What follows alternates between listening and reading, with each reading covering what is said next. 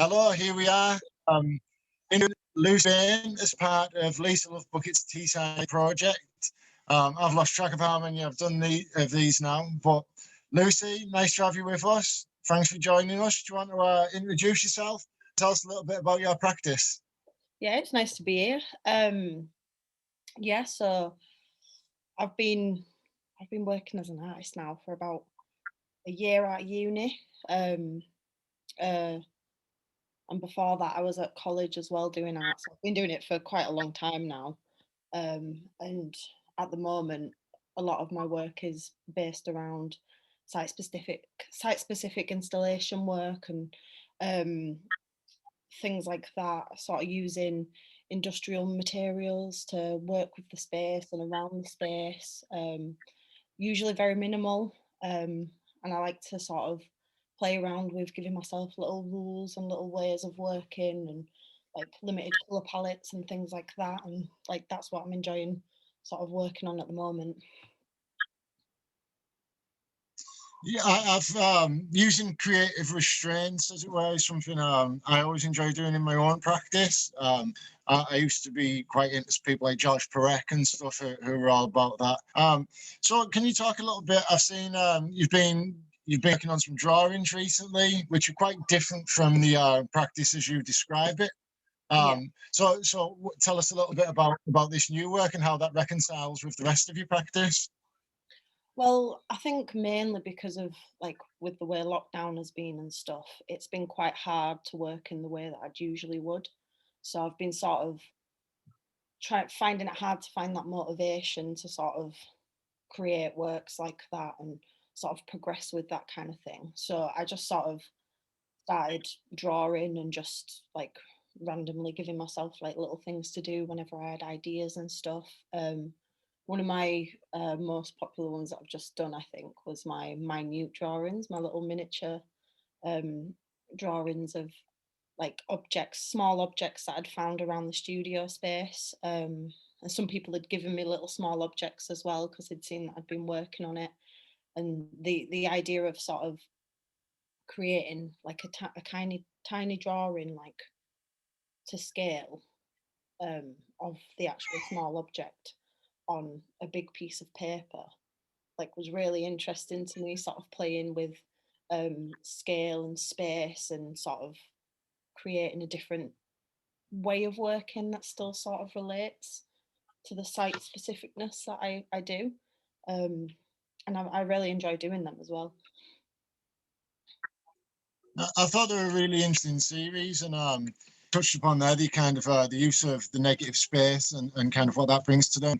Also, the other thing for me that I found interesting was um, I know like during lockdown and kind of having to kind of retreat from my studio and spend more time at home, and my practices have shrunk. And then Yeah. I looked at those and I wondered whether that was kind of, you know, was you kind of, articulating our kind of lack of space and freedom and kind of, Mm. I guess, kind of availability to kind of expand upon ourselves.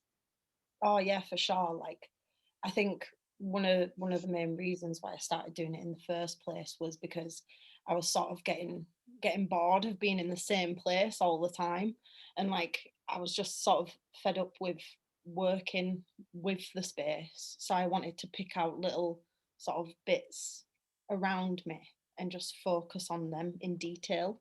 And that was like a better way for me to work in a time when I'm sort of feeling like a bit trapped in a way, I guess. So it was like a bit nicer to just sit and just focus on something small and sort of put the detail in there that I wanted to put in. And so you mentioned that you're a year out of uni now. Mm. How are you finding that transition? I know, one of the most difficult parts is kind of avoiding that gap between leaving university and, I guess a lot of opportunities are geared towards more mid-career artists, and we have to kind of bridge that gap. I wondered how you found that process. Yeah, it was. I mean, to begin with, it was very, very weird, sort of having to put your own effort into it because like when you're in uni, you sort of forced to carry on doing it, aren't you? But when you leave, then it's all up to you to sort of keep going with it and keep doing what you're doing. Um, and for me, like one of the main reasons I didn't go back into education again is because I wanted that time out. I wanted that time to sort of focus on my own practice and without sort of education around me, if you know what I mean. Like I wanted to sort of be independent with it and learn like how I wanted to make work myself and sort of build it up from there. Um, and as for sort of getting in with the art community and things like that, like especially in Teesside, I feel like it's one of the nicest art communities out there. And it was sort of I found it like kind of an easy transition, sort of because of that and because of the people around me. So I thought that was really nice. Yeah, I mean, I totally agree. I mean, back now when I left university in 2013, it wasn't really so much of something to just plug into. Whereas Mm, kind of that exists now more as a part of the town's ecology. Just the arts is there, and as you say, it's supportive. And I know you come from Leicester, um, and you've made Teesside a home for yourself and your practice. yeah, Could you talk a little bit more about that? Bradford, yeah. Um, yeah, Bradford, that's it. yeah, the when I left Bradford, it was the first time that I'd lived away from home, and I went to Hartlepool, and I don't know that it was really nice in a way because I'd always wanted to get out of there, like not for any sort of reason, just because I wanted to experience like something else for a bit, um, and it was kind of it felt kind of freeing and like I've sort of fallen in love with Teesside like a little bit and I kind of like don't really want to leave anymore but at the same time I still want to like do like go out and experience new things and keep going with it. Obviously we can't really do that right now, but I'm just happy that I'm in a place that sort of supports us and keeps us going and like we've all sort of support each other in a way and yeah, no, it's just been really nice experience just being here. But I think it's fair to say Teesside's fallen in love with you too. You're a Yeah, very you're always. I've worked with you myself quite a few times. yeah, You're all involved in projects that I'm putting together. You've got a studio over at Auxiliary. mm, Yeah, and going back to what you mentioned about not going back into education and not jumping straight onto an MA. I think it's a sensible decision. I always think it's a mistake to go straight onto the DMA. I think having these experiences post university to kind of find yourself as an artist and develop a practice is really important. So I guess that brings me on to my next question, which is, what are you working on now? What's next? What should we be looking out for? What have you got in the pipeline for 2021? yeah. Well, I'm sort of carrying on with my little works at the minute, just sort of plodding along with them, trying to like come up with some more ideas and stuff. I've been doing a lot of reading and a lot of sort of research based things, um, preparing myself for when I feel ready to sort of start making those bigger works again. I want to do some more work with my plasterboard that I was doing before. I had quite a few sort of bigger ideas that I wanted to get with them. And then my little works as well, I kind of want to scale up and progress with them, like make them sort of bigger and better and make them fit in more with like sort of the work that I'd been doing before, that kind of thing. But at the minute, I'm just sort of taking it slow, trying not to stress myself out too much with like forcing myself to keep going with it. I've just enjoyed sort of like chilling and reading and looking at art and like doing little bits and it's just yeah it's just been nice.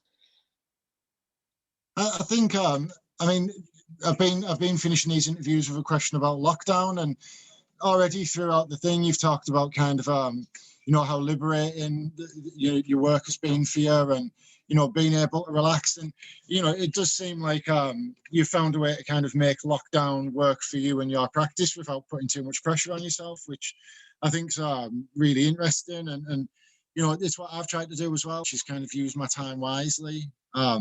So I'm really excited to kind of see the work that comes out at the end of this. As you know, there's always a space in my gallery if you want to show some work. We always have you. So to finish, anybody who's watching this who wants to go and check out Lucy Bain and see what work you're making, where can they find you? Where should they be looking? Just on Instagram, just Lucy Hodgson Bain, simple like that. I don't really have a website at the moment, but maybe in the future I'll work on it a little bit. But yeah, Instagram, best place to look for me. Website is dead. Nobody needs a website anymore, do they? Yeah, Instagram's right now. Who hasn't? I spent about 2 hours trying to make a website, and then I realized the Instagram is just that anyway, isn't it? Yeah. No, it's just So, it's easier as well, isn't it? More people on it as well. So that's it. I mean, I'd like to be able to hand out the business card and my little website on. yeah, You know what I mean? professional. We work more, can't we? You know what I mean? We just need a free app, so we need it. Yeah, for sure. Lucy, it's been a pleasure speaking to you as always. Thanks for coming along and chatting to us. And yeah, I look forward to catching up with you in the world and popping into the show and having a look at these trees and this new work in the flesh. Yeah, nice one. You too. Right, take care. Bye. Thank you. Bye.